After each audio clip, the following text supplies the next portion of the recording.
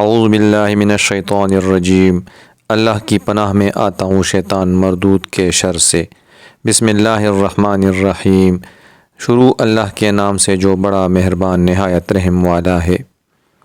حضرت ابو ہریرہ رضی اللہ عنہ سے روایت ہے کہ رسول اللہ صلی اللہ علیہ وآلہ وسلم نے فرمایا، اگر لوگ جان لیں کہ اذان کہنے اور پہلی صف کا حصہ بننے میں کیا خیر و برکت ہے، پھر وہ اس کی خاطر قرآن دازی کرنے کے سوا کوئی چارہ نہ پائیں تو وہ اس کے لیے قرآن دازی بھی کریں، اور اگر وہ جان لیں کہ ظہر کی نماز جلدی ادا کرنے میں کتنا اجر و ثواب ملتا ہے تو اس کے لیے ایک دوسرے سے سبقت لے جانے کی کوشش کریں، اور اگر انہیں معلوم ہو جائے کہ عشاء اور صبح کی نمازوں میں کتنا ثواب ہے تو ان دونوں نمازوں میں ہر صورت پہنچیں، چاہے گھسٹ گھسٹ کر آنا پڑے۔